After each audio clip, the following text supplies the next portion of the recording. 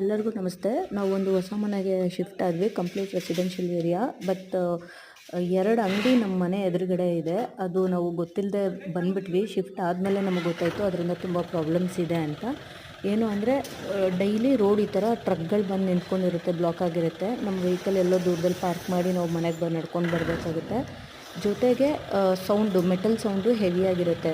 ಆ ಕಡೆ S K industry ಅಂತ ಪಕ್ಕದಲ್ಲಿದೆ. 2 ಅಂಗಡಿ ಇದೆ ಆ್ಯಕ್ಚುಲಿ. ಒಂದು ಸ್ಟೋರೇಜು, ಇನ್ನೊಂದು ಇಂಡಸ್ಟ್ರಿಯಲ್ ವರ್ಕ್ ಮಾಡ್ತಾರೆ. ಇಂಡಸ್ಟ್ರಿಯಲ್ ವರ್ಕ್ ಏನಕ್ಕೆ ರೆಸಿಡೆನ್ಷಿಯಲ್ ಇಟ್ಟಿದ್ದಾರೆ ನನಗೆ ಗೊತ್ತಿಲ್ಲ.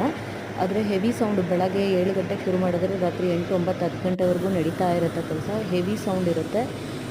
ನಾವು ನಮ್ಮ ಗಾಡಿನ ಮೂವ್ ಮಾಡಬೇಕಂದ್ರೆ ಇವ್ರಿಗೆ ಇನ್ಫಾರ್ಮ್ ಮಾಡಿ ಒಂದು ಅರ್ಧ ಗಂಟೆ ವೆಯ್ಟ್ ಮಾಡಿ, ಅರ್ಜೆಂಟಿಗೆಲ್ಲ ಎಲ್ಲೂ ಹೋಗೋಕ್ಕಾಗಲ್ಲ. ಈ ಥರ ನೋಡಿ, ಈ ಥರ ವೆಯ್ಟ್ ಮಾಡಿ ಗಾಡಿ ಮೂವ್ ಮಾಡಬೇಕಾಗುತ್ತೆ.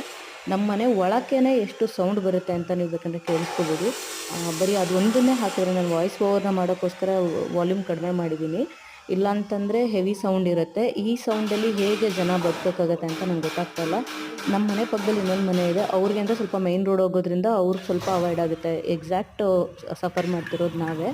ಇದನ್ನು ನಾವು BBMP ಕಂಪ್ಲೇಂಟ್ ಮಾಡಿದ್ವಿ, ಬಟ್ ಏನೂ ಅಷ್ಟು ರೆಸ್ಪಾಂಡ್ ಬರ್ತಾ ಇಲ್ಲ. ಅವರು ಪ್ರೊಸೆಸ್ ಮಾಡ್ತಿದ್ದೀವಿ ಅಂತಲೇ ಹೇಳ್ತಾ ಇದ್ದಾರೆ. ಇದು ಏನಾಗುತ್ತೆ ನಮಗೆ ಗೊತ್ತಿಲ್ಲ. ಸೊ ನಾನಂತೂ ಫೈಟ್ ಮಾಡ್ತಾಯಿದ್ದೀನಿ. ನೀವು ಯಾರಾದರೂ ನಂಗೆ ಸಜೆಷನ್ ಮಾಡೋರಿದ್ದರೆ ದಯವಿಟ್ಟು ಮಾಡಿ. ಏನು ಮಾಡ್ಬೋದು? ನೀವು ಯಾರಾದರೂ ಈ ಥರ ಫೇಸ್ ಮಾಡ್ತಿದ್ದೀರಾ? ಕಮೆಂಟ್ ಮಾಡಿ.